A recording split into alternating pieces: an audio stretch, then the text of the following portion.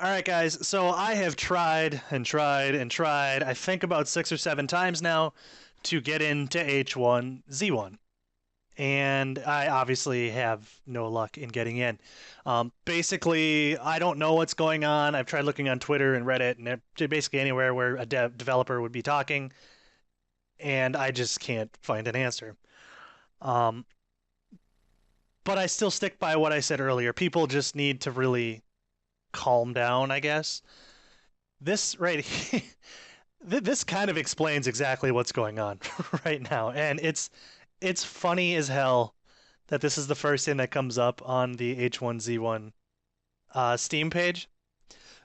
It's there's just too many people trying to get in the game right now for anything to for them to expect things to go smoothly. It's just there's too many people, and what I was saying before about people needing to calm down, this is exactly what I'm talking about.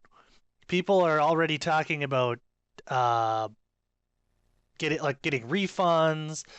People are talking about it being, where is the other one that I saw? Basically saying like, oh, this game is illegal. Like they're putting microtransactions in it when they said they wouldn't.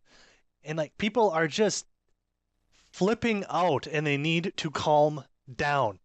The game is brand new, you know?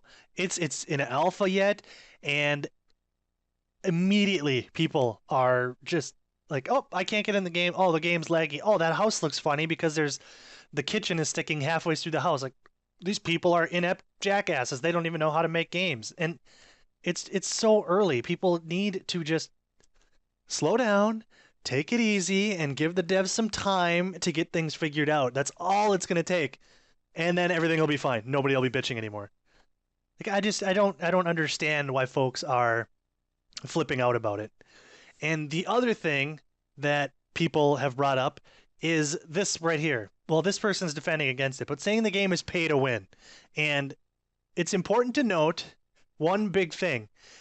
The people that are upset over the game being allegedly pay to win are missing one very big point. They watch the way people are able to call in airdrops and shit, and it's like you call in the airdrop and the guys are picking up the crates or the stuff out of the crates, getting all their weapons and whatever they might be lucky enough to get out of it, and then they're on their way. And people go, "Oh, what the hell? They spent money. They call in an airdrop. They get a gun, and then they run away, and everything's good to go." That's not the way that airdrops are supposed to work right now. And the other big thing that people are forgetting is that when those airdrops are called, it's fair game for everybody on the entire server, and there's a minimum number of people that are supposed to be on the server in order for an airdrop to be called. I think they said the intent is for like 50 people on the server. So somebody might go and spend X dollars on an airdrop, but you have the opportunity to take advantage of it. Like you can come running up, guns ablazing, and the guy who called in the airstrike or the airdrop, you can gun him dead and take the airdrop for yourself. So like why I don't understand how people are freaking out calling that pay to win. It's like all you have to do is make the effort and you can swipe it from right underneath them. But the way it works right now is the zombies are bugged out and people are not able to like when people call in the airdrops, the zombies don't come and attack them like they're supposed to. I never heard how big the zombie hordes are supposed to be, but the airdrops are meant to be like high risk, high reward if you decide to do it, you know?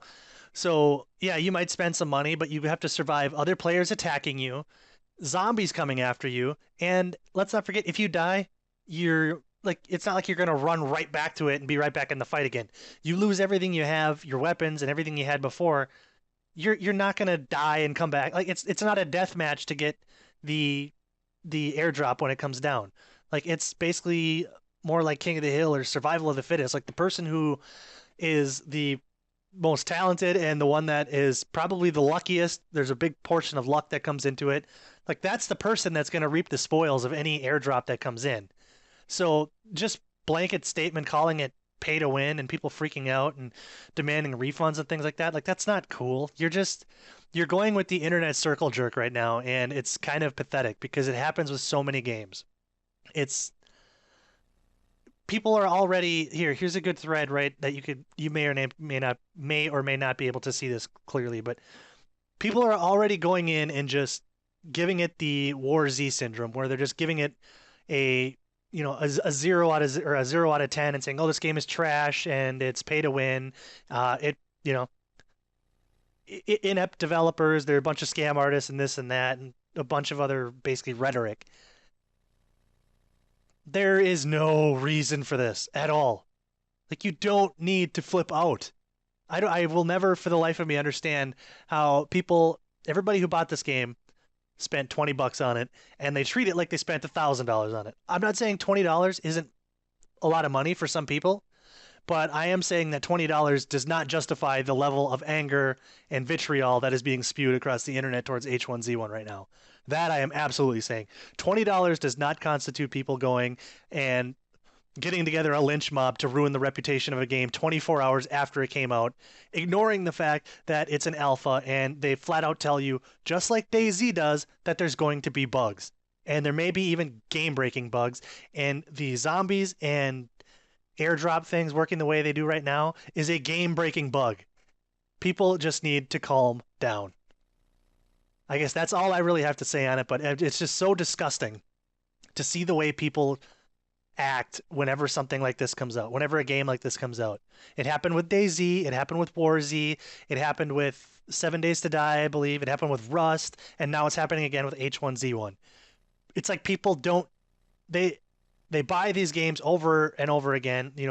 Some of these people are buying every single one when they come out, and they're expecting them to be perfect when it's an early access game. Like, it doesn't work that way. The only reason early access exists is because people are so anxious to play these games and that they're at one point in time they said, "Oh, we'll let you play them, but they're going to be buggy and you're also going to be paying for it."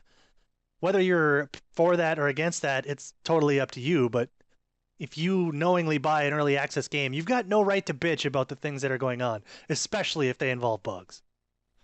That's all I've really got. Thank you guys so much for watching. Please, if you enjoy the video, hit subscribe on the bottom, hit like, leave a comment, follow me on Twitter at Dollmytee.